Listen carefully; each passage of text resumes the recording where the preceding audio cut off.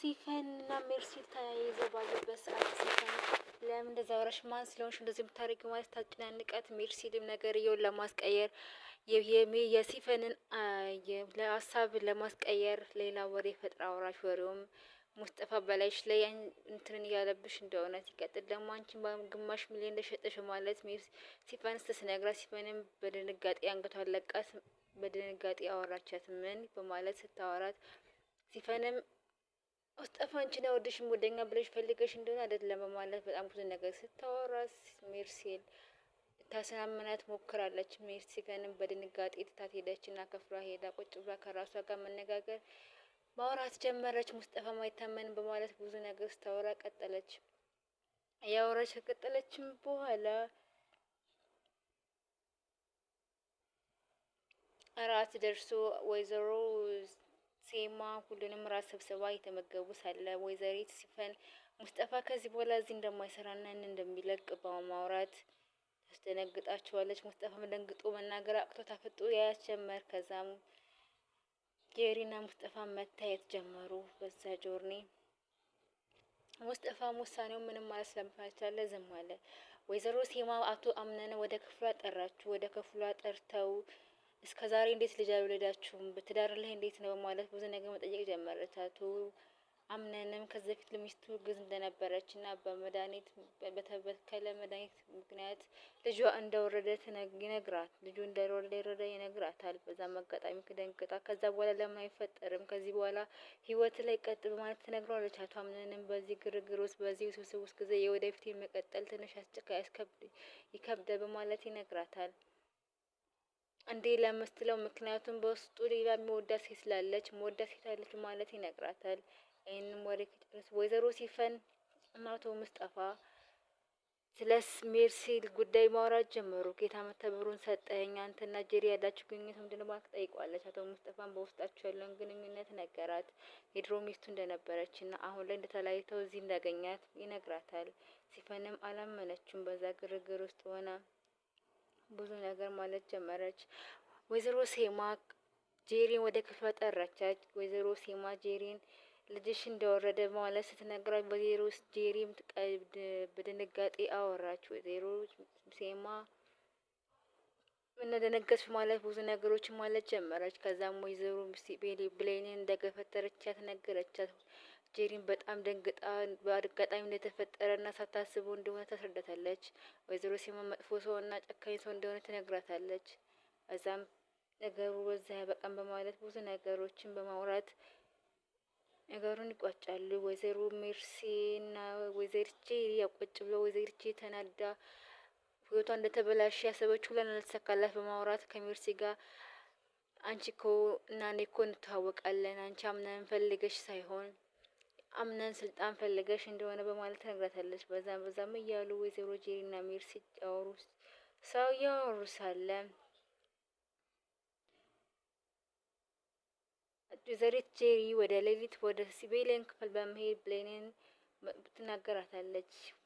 ከዚህ ቤት ከተሽን ይዘሽ ፍልቅት ያለሽ እዚህ ቤት ምናምን ማለት ትላታለች። ወይዘሪት ብሌንም ነገሩ ስላልገባት ማስታወስ ስለማትችል እሺ በማለት ትቀበላታለች። በአጋጣሚ ጄሪ ክፍል ውስጥ እንዳለች አቶ አምና ወደ ክፍሉ ይገባል። እዚህ ምን ታደርጊያለሽ ማለት ይላታል።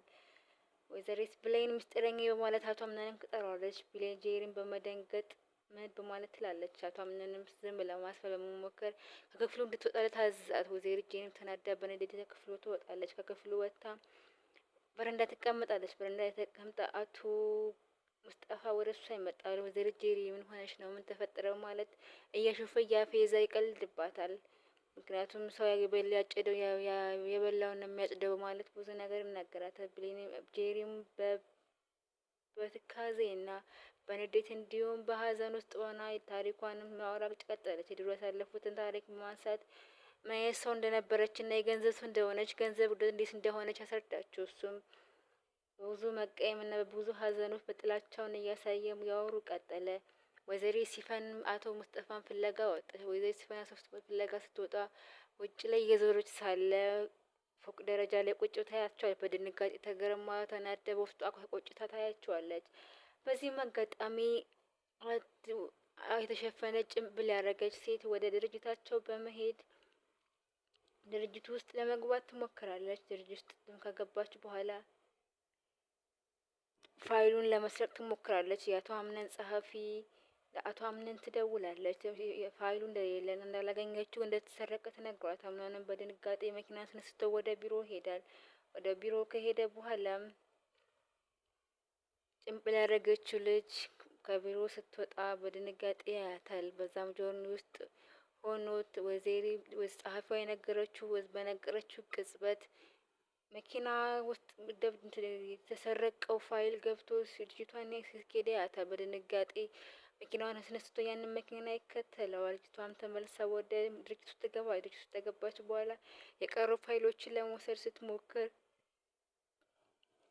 አንድ የድርጅቱ ፋይናንስ ክፍል የሆነውን መንግስት ስታገኘው በመድኃኒት በማድረግ ትጥለዋለች። እንዲሁም ራስ ውስጥ እንዲወድቅ ታደርገዋለች። በዛን አጋጣሚ ወደ ውስጥ ትገባለች። ወደ ውስጥ ትገባ ጸሐፊዋን ታገኛታለች።